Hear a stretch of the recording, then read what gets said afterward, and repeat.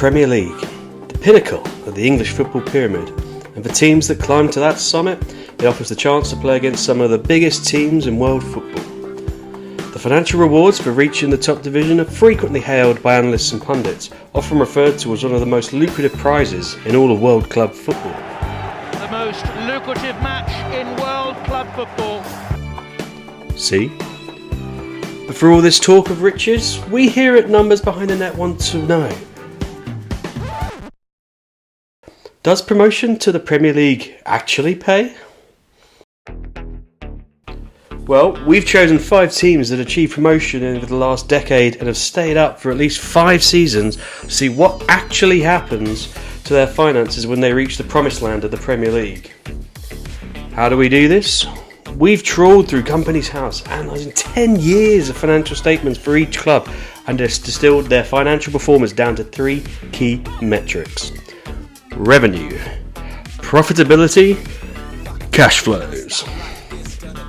So, if you want to see just how lucrative reaching the top really is, join us as Numbers Behind the Net presents Premier League Promotion.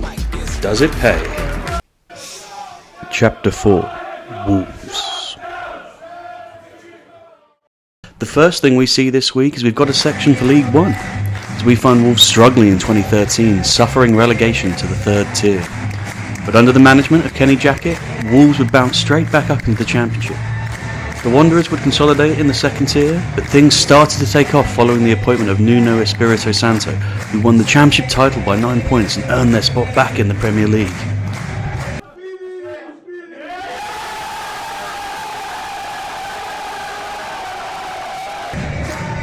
Things only got better from there, with a 7th place finish in their first season back and securing European football.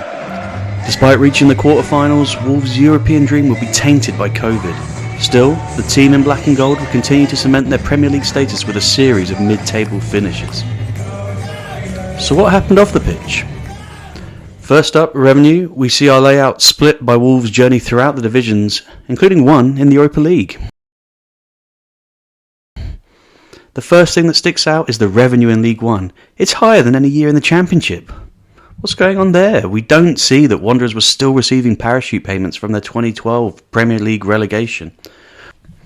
According to the club, they received over 20 million to help them. That's over half the revenue they made. That's a huge leg up to escaping League One, and Wolves duly took advantage of that.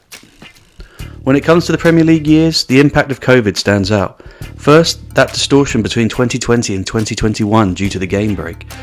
But if we average those, it does not look as though getting through to the last 8 of a major European competition has done much for the top line. In this case, Wolves have been desperately unfortunate as COVID has robbed them of the financial rewards of European football. However, they still have 4 years of those elevated Premier League revenues. And when we look by league position, one thing that sticks out is that in the Championship, revenue is pretty consistent, regardless of league position. In contrast, in the Prem, there is much greater volatility in how much income will be taken home. But it's undoubtedly better than the Championship, over 6 times as much on average. Let's now look at profitability. And this is a mixed bag. We've got ups and downs everywhere. It's no clearer by league position. These dots are all over the place. And what have we stacked them up? Not particularly happy reading. League One was the best, admittedly distorted by that parachute payment, but we've got losses in both the Championship and Premier League. This one's a head scratcher, so let's break it down step by step. Start the timer, grey out the revenue, and let's go. First, as always, staff costs. First, we see how Wolves had to downsize following relegation to League One. They've halved the wage bill in 2014. But after that, we see their aspirations grow. In the year they were promoted back to the top, total staff costs were almost double revenue. As we've seen with other teams, the staff costs jump significantly with sustained Premier League football, but here they remain under 75%. It's fairly stark though between Premier League and other leagues. Now what about operating expenses? It's a similar pattern with the Wanderers consolidating costs initially, but the march to top flight sees significant increases. A recurring story we see at the EBITDA level for Wolves, as we have seen for other teams. The Championship years are still at a loss, with profits in the Prem. Now we add in stadium and facilities, those costs of investing in long-term assets such as Molineux and the training ground. Again, these are pretty small beer in the scheme of operating profit, so let's step through these and head to transfer fees. This is where the rubber hits the road. Whew, look at the Premier League. We see huge costs, over £50 million in 2022 as the club invests in the squad. In fact, it's only in 2016 where there is a meaningful profit regarding transfer fees. But removing that, we see the operating profit, and the word volatility again comes to mind. And how does the profit margin look? We're being a bit cheeky looking at that one season in League One, as had they not bounced back, the picture would look a lot worse. Nonetheless, Wolves' 1 year in the third tier yielded a 26% profit margin versus the average losses in the 2 leagues above. Football, eh? Bloody hell. Mind-boggling. Right, on to cash. As always, we will assess the combination of cash from operations plus transfer fees to determine the impact on Wolves' promotions. Operations from those EBITDA line items doesn't make for good viewing in the Championship, with cash going out the door each year, with that parachute payment bolstering the League One year. In the Prem, the story flips with chunky inflows pre-Covid, but afterwards the tide turns once more with a significant outflow in 2022.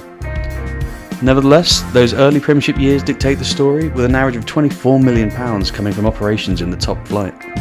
And transfer fees, we see some small ins and outs in the lower leagues, but man did they push the boat out, investing in the squad when they hit the top. Over £100 million of cash was spent in 2020. Post-Covid, the net spending has reduced. One has to wonder if that is partly due to concerns over financial sustainability restrictions.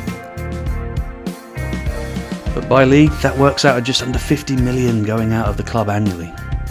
And combining the two,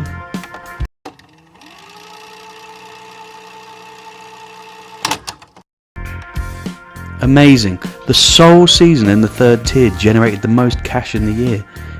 Every other year has seen cash go out of Wolves. It truly is bizarre.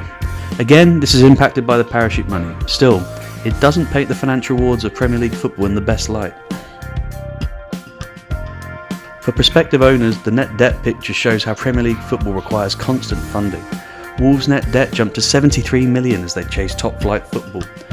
By 2020, that had peaked to over £125 million, returning back to 73 by 2022. So what's happened since? Wolves delivered another 13th place finish, but have upped their managerial turnover, with Julian Lopetegui and now Gary O'Neill in charge. So will Wolves begin to consolidate their league position like Crystal Palace, or will they be tempted to invest further to chase higher goals? We'll just have to wait and see. Next time on Premier League Promotion Does It Pay?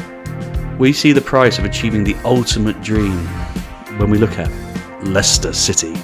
See you next time.